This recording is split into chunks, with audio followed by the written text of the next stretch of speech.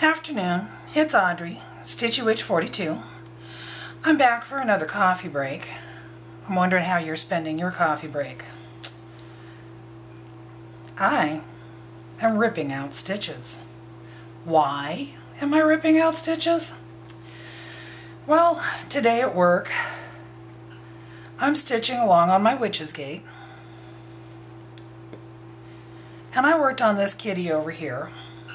And I started on the second kitty over here, and I realized that the second kitty's butt was not lining up where the second kitty's butt was supposed to line up. So I started counting. And I counted all the stitches in the kitty's tail, and they were right, and I counted all the stitches to the back leg of the kitty, and they were right, and I counted the stitches from the top of the rail down to where the kitty's tail was supposed to start. And that's not where the problem is at. The problem was down here. Actually, the problem is up here. I made the top of the gate too high. So, I am frogging my stitches.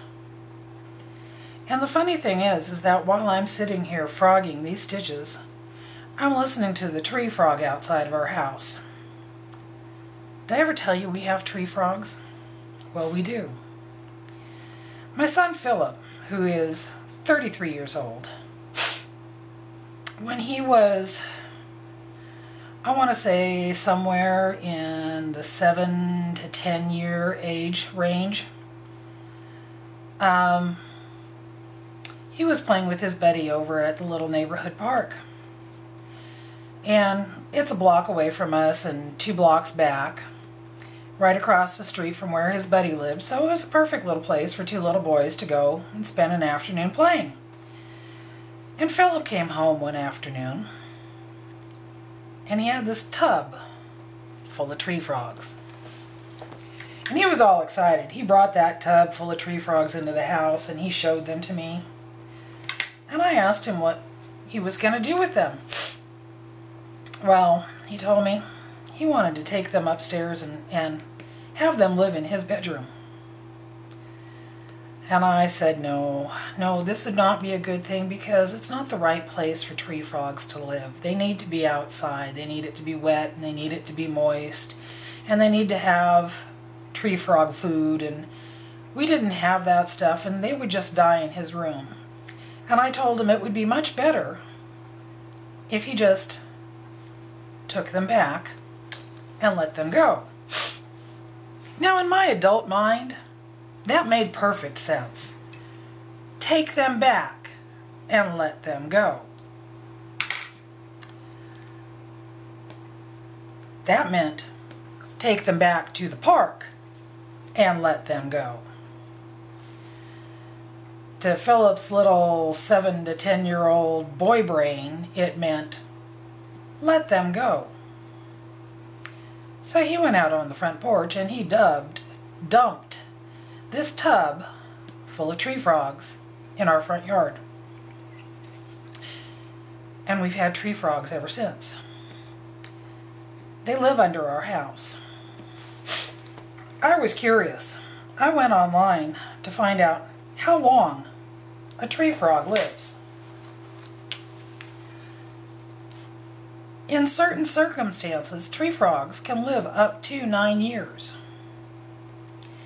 And when they reproduce, they lay clusters of eggs, anywhere between 10 and 90 eggs per cluster.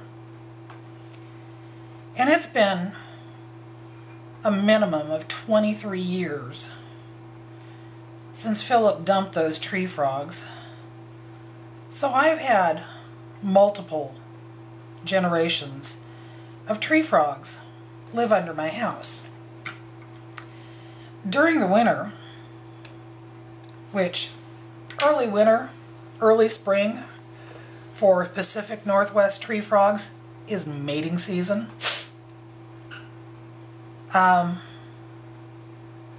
Anyway, during the winter they're under our house, and when they start singing the song of their people, they're very loud. I had one that I swore was right next to me in my chair in the living room. I even got out of my chair and on my hands and knees, this was years ago, trying to find that silly tree frog, but it was under the house, not in the house. I've had them in the house too. Last winter, we heard them most often underneath the pantry behind the kitchen. This winter, been hearing them mostly right around the south kitchen wall, and that's where the one that I've been listening to the last couple of days has been living. So I think that it's only appropriate that I get to sit here and listen to the tree frog outside sing the song of his people while I sit in here singing it too. Rip it, rip it, rip it, rip it. This is Audrey signing off. Live long and stitch on until our next coffee break.